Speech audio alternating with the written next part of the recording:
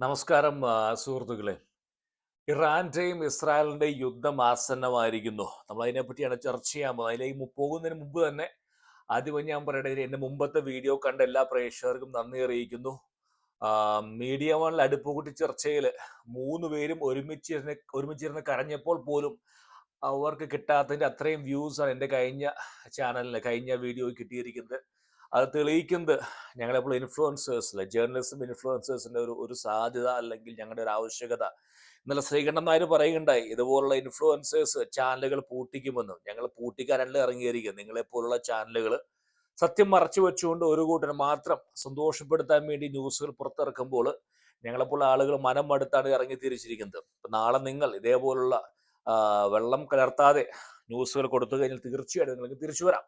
വിഷയം എന്ന് പറയുന്നത് ഇസ്രായേൽ ഇറാൻ യുദ്ധം ആസന്നമായിരിക്കുന്നു. വീണ്ടും മധ്യപൂർവേഷ്യയിലെ ആകാശങ്ങളിൽ നമുക്ക് കാണാൻ സാധിക്കുമോ ഈ പറയുന്ന മിസൈൽ അങ്ങോട്ടും ഇങ്ങോട്ടും പോകുന്നു. ഒരു ഫുൾ സ്കെയിൽ വാർ എങ്ങനെ നടക്കാൻ സാധിക്കുന്നു, എന്താണ് സംഭവിക്കുന്നത്?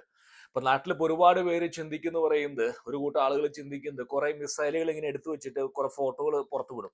ഈ മിസൈൽസ് എല്ലാം ഇസ്രായേലിൽ ലക്ഷ്യമാക്കി പോകുന്ന മിസൈൽസ് ആണ്. 2000-ഓളം തയ്യാറാക്കി വെച്ചിരിക്കുന്നു.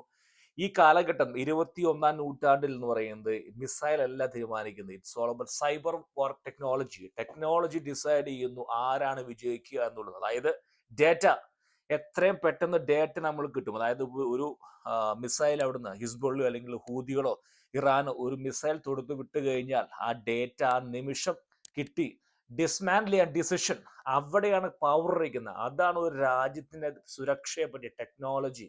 സൈബർ ടെക്നോളജി ആകാശവും കരയും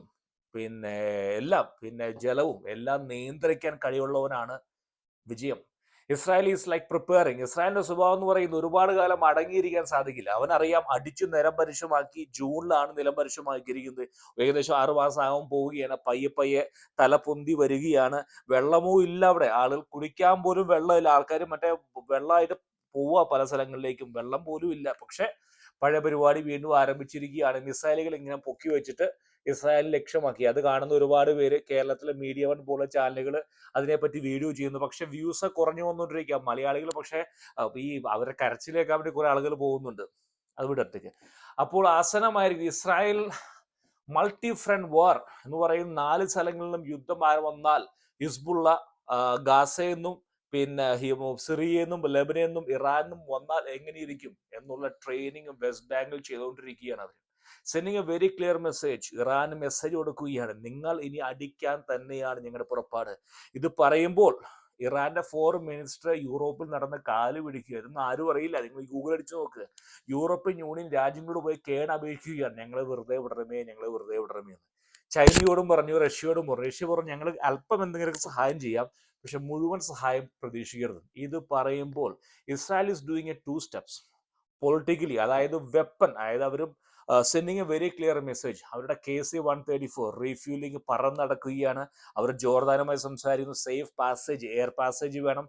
ഇന്ത്യയില് അറേബ്യൻ ദേശങ്ങളായിട്ടുള്ള തുർക്കി ഉണ്ടെന്ന് പറയുന്നു. തുർക്കിയും സൗദിയും എല്ലാം ഇന്ത്യയിൽ ഷെയർ ചെയ്യുന്നു. ജോർദാൻ കൊടുക്കുന്നു, എയർ സ്പേസ് കൊടുക്കുന്നു. ചെങ്കടലിന് മുകളിൽ കൂടെ F-35 വട്ടമിട്ട് പരിശീലന പറക്കലാണ്. ഫോർ ഫ്രണ്ട് വാറിന് വേണ്ടി തയ്യാറെടുക്കുകയാണ്. ഇൻ കേസ് അവിടുന്ന് വന്നാൽ ഡേറ്റ കളക്ട് ചെയ്ത്, അതായത് ഒരു ഡ്രോൺ പോലും പുറപ്പെട്ടു കഴിഞ്ഞാൽ നിമിഷങ്ങൾക്കുള്ളിൽ ആ ഡ്രോണിനെ അല്ലെങ്കിൽ ആ മിസൈൽ നിഷ്പ്രഭമാക്കാനുള്ള ഡേറ്റ തയ്യാറാക്കുകയാണ് ഇസ്രായേൽ. അത്രയും റെഡിനെസ് എന്ന് പറയുന്നത്, ഈ റെഡിനെസ് എന്ന് പറയുന്നത്, തയ്യാറെടുപ്പ് എന്ന് പറയുന്നത് കുറെ മാർച്ച് നടത്തുക, സല്യൂട്ട് അടിക്കുക, ഡിസ്പ്ലേ അല്ല. ഇസ്രായേലിന്റെ പരിപാടി അങ്ങനെ. ഇസ്രായേൽ നിങ്ങൾ എവിടെയും കണ്ടുണ്ടോ ഈ മാർച്ച് നടത്തുക, ചൈന ചെയ്യുന്ന ഡിസ്പ്ലേ? ചൈനയുടെ എന്ന് പറയുന്നത് വെറും ഡിസ്പ്ലേ മാത്രമേ ഉള്ളൂ. അവർക്ക് പരീക്ഷിക്കാൻ ഇടമില്ല. ഇസ്രായേലിലെ ഡ്രോൺസ് ആയാലും മിസൈൽസ് ആയാലും ടെക്നോളജി ആയാലും എല്ലാം സൈബർ ടെക്നോളജി. അവരെന്താണ് അവർ കഴിഞ്ഞ ജൂണിൽ പ്രയോഗിച്ചത്? 3 രീതിയാണ്. ഫസ്റ്റ് എന്ന് പറയുന്നത് സൈബർ, അതായത് പാനിക് ഉണ്ടാക്കുക. ആദ്യം ഒരു ദിവസം ഇറാനിൽ പാനിക് ആയിരുന്നു. നമ്മൾ കണ്ടതാണ്. അവർക്ക് തിരിച്ചടിക്കാൻ സാധിച്ചില്ല അവർക്ക്. കാരണം എല്ലാം പോയി, സിഗ്നൽസ് എല്ലാം കട്ടായി. ആരാണ് എവിടെയാണ്? ഹമീദിനെ വിളിക്കുമ്പോൾ ഹമീദൊക്കെ പോയി. പിന്നെ അവനെ വിളിക്കുമ്പോൾ അവനില്ല, ഇവനില്ല. ജനറൽമാരെല്ലാം അപ്രത്യക്ഷമായി. പെട്ടെന്ന് ആരെയും കാണുന്നില്ല.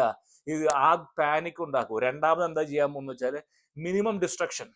മാക്സിമം അല്ല, ഒരു മിനിമം ഡിസ്ട്രക്ഷൻ ടെഹ്റാനിൽ സംഭവിച്ചു. മൂന്നാമെന്ന് പറയുന്ന ഗ്ലോബൽ പ്രഷർ ഉണ്ടാക്കുക. അമേരിക്ക ഇടപെട്ടു, യൂറോപ്യൻ യൂണിയൻ വന്നു, ചൈന വന്നു, എല്ലാവരും വന്നു. ഇതേ സെയിം സ്ട്രാറ്റജി. ഇപ്പോൾ അവർ ഒരു കരം കൂടി മുന്നോട്ട് പോയിരിക്കുകയാണ്.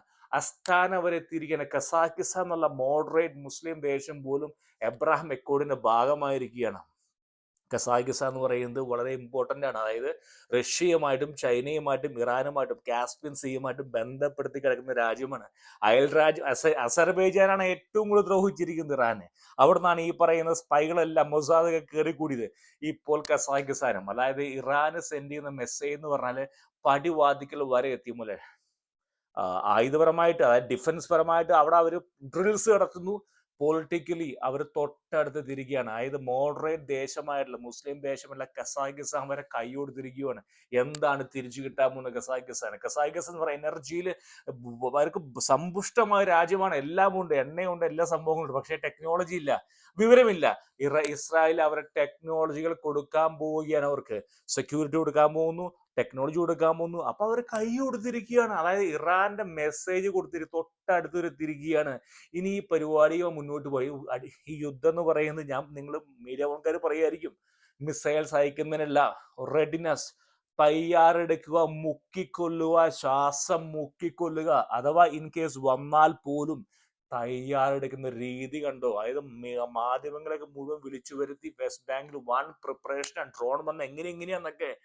ഈ പ്രിപ്പറേഷൻസ് എല്ലാം ഇറാൻ കാണുന്നുണ്ട്. KC-134ഉം F-35ഉം ചെങ്കടലിൽ പോകുന്ന ഒക്കെ അവർ കാണുന്നുണ്ട്. Very clear message. ഇസ്രായേൽ തയ്യാറെടുക്കുകയാണ്. ഏത് സമയം അമേരിക്ക കൂടി ജോയിൻ ചെയ്യാൻ പോവുക. അമേരിക്ക വളരെ ക്ലിയർ മെസ്സേജ് നവംബർ 7 കൊടുത്തിരിക്കുക. എനി ആക്ഷൻ, അതായത് ഇറാന്റെ ഭാഗത്ത് നിന്ന് ഇനിയൊരു നടപടി വന്നു കഴിഞ്ഞാൽ അമേരിക്ക ഇടപെടും. നിമിഷങ്ങൾക്കുള്ളിൽ തകർക്കാനുള്ള പരിപാടിയാണ്. കാരണം ഇനി അമേരിക്കയ്ക്ക് വേണ്ടെന്ന് പറയുന്നത്, ഒരുപാട് പേർക്ക് സംശയമാണ് എന്താണ് അമേരിക്ക ഇസ്രായേലിനെ ഹെൽപ്പ് ചെയ്യുന്നത്. അമേരിക്കയുടെ ആവശ്യം എന്ന് പറയുന്നത് ഈ ഒരു ഏരിയയിൽ, ആ ഒരു ചെങ്കടലുമായി ബന്ധപ്പെട്ട് Caspian sea, state of Hormuz, ഈ ഏരിയയിൽ ശാന്തത ഇല്ലെങ്കിൽ, എനർജി റൂട്ടാണ്, ട്രേഡ് റൂട്ടാണ്, അവിടെ ശാന്തത വന്നില്ലെങ്കിൽ ഒരുപാട് രാജ്യങ്ങൾക്ക് പ്രശ്നങ്ങളാവും. സഖ്യകക്ഷികളായിട്ടുള്ള അറേബ്യൻ ദേശങ്ങൾക്കും അതോടൊപ്പം തന്നെ സൗത്ത് ഏഷ്യൻ രാജ്യങ്ങളായിട്ടുള്ള ജപ്പാനും എല്ലാവർക്കും പ്രശ്നങ്ങളാണ്. അതുകൊണ്ട് അമേരിക്ക ഇസ്രായേലിനെ സപ്പോർട്ട് ചെയ്യുന്നതിന്റെ കാര്യം എന്ന് പറയുന്നത്, ഇസ്രായേൽ ആ ഏരിയയിൽ സ്ട്രോങ് ആയാൽ മാത്രമാണ് ആ ഒരു ട്രേഡ് റൂട്ട്, അല്ലെങ്കിൽ ഈ പറയുന്ന ഹിസ്ബുള്ള, ഹൂതികൾ, നമ്മൾ അങ്ങനെയാണ് ഹൂതികൾ കുറെ കപ്പൽ പിടിച്ചെടുത്തു, കപ്പൽ തകർക്കുന്നു, കപ്പലിൽ നിന്ന് ആളുകളെ പിടിച്ചുകൊണ്ട് പോകുന്നു. ഈ വക കൂത്തിത്തിരിപ്പുകളുമായി കുറെ പേര് അവിടെ ഉണ്ടാവും. അതുകൊണ്ടാണ് അമേരിക്ക മെയിനായിട്ട് ഇസ്രായേലിനെ സംരക്ഷിക്കുന്നത്. കാരണം അവൻ അവിടെ ശക്തമായി വേണം, സിംഹഗർജനവുമായിട്ട് വേണം. നിങ്ങൾ ആലോചിച്ച് നോക്കി, എന്താ ബുദ്ധി കണ്ടില്ല. 250 പേരെ കണ്ട ടണലിലടിയിലാക്കിയിരിക്കുന്നത്. അവരുടെ പാറ്റേൺ കണ്ടുപിടിച്ചു. കമ്മ്യൂണിക്കേഷൻ സിഗ്നൽസ് എല്ലാം തകർത്തെറിഞ്ഞ്, ഹിസ്ബുള്ളും ഹൂതികളുടെ ഒക്കെ കമ്മ്യൂണിക്കേഷൻസ് ഒന്നുമില്ല. ഇസ്രായേലിന് എല്ലാവരും ആരാ എവിടെ നിന്നൊക്കെ അറിയാം. പ്രിപ്പറേഷൻ, റെഡിനെസ്, അതായത് ഒരു രാജ്യത്തെ ആക്രമിക്കുന്നതിന് മുമ്പ്, ദിവസങ്ങൾക്ക് മുമ്പ് ബ്ലൂ പ്രിന്റ് തയ്യാറാക്കുക. അവർ എന്ത് ചെയ്യണമെന്ന്. 10-15 മിസൈൽസ് ഇസ്രായേൽ പോയി എന്നുള്ളത് ശരി തന്നെയാണ്. ലക്ഷങ്ങൾ അയച്ചിരിക്കുന്ന 500-600 മിസൈൽസ് അയച്ചതിൽ 2-3 എണ്ണാണ് പോയിരിക്കുന്നത്. അതിന്റെ പടമാണ് കേരളത്തിൽ കാണിച്ചു കൊടുത്തത്. തകർന്നു പോയിരിക്കുന്നത് കണ്ടില്ലേ. ഇപ്പൊ യഥാർത്ഥം പറഞ്ഞത് ഇസ്രായേൽ ഇസ് പ്രിപ്പയറിംഗ് ഒരു ഫുൾ ഫ്ലെജ് വാർ അടുത്തതിന് പ്രതീക്ഷിക്കാം. അത് ഫുൾ ഫ്ലെജ് ആവുമോ നമുക്കറിയാൻ സാധിക്കില്ല. കാരണം ഒരു മിസൈൽ ചെന്ന് പതിച്ചാൽ മതി ഏതെങ്കിലും അറേബ്യൻ ദേശങ്ങളിലേക്ക്. ഇസ്രായേലിന്റെ ലക്ഷ്യം എന്ന് പറയുന്നത് ഒരു ഫുൾ എസ്കലേഷൻ അല്ല, ഒരു ലിമിറ്റഡ് മെസ്സേജ്. പക്ഷേ എത്ര കണ്ട് ഈ ഒരു യുദ്ധം ആ ഒരു ഏരിയ മാത്രം ഒതുങ്ങുമെന്ന് നമുക്ക് പറയാൻ സാധിക്കില്ല. തുടങ്ങിയവരെ നമ്മൾ യുദ്ധം തുടങ്ങാൻ പറഞ്ഞ എളുപ്പമാണ്, പക്ഷെ അവസാനിപ്പിക്കാൻ എളുപ്പമല്ല. അപ്പൊ അതുകൊണ്ട് തന്നെ ഒരു ലക്ഷ്യം എത്തുമോ നമുക്ക് അറിഞ്ഞുകൂടാ. പക്ഷെ ഒരു അടുത്ത് തന്നെ പ്രതീക്ഷിക്കാം. രണ്ട് കൂട്ടരും ഒരുങ്ങിയിരിക്കുകയാണ്. ഇറാൻ ആണെങ്കിൽ നടന്ന് കാല് പിടിക്കുകയാണ്, ഒന്നും രക്ഷിച്ചു തരാമോ എന്ന്. പക്ഷെ വെല്ലുവിളി, വീരവാദത്തിന് കുറവൊന്നുമില്ല. മറ്റേ പൊക്കി നിർത്തും, ആ പട അയച്ചു കൊടുക്കും. ഇതിവിടെ കേരളത്തിലെ ആളുകൾ, ഒരു കൂട്ടം ആളുകൾ ഇറാൻ തകർന്നു, ഇസ്രായേൽ രക്ഷപ്പെട്ടു. ഇതാണ് യഥാർത്ഥ കാര്യം.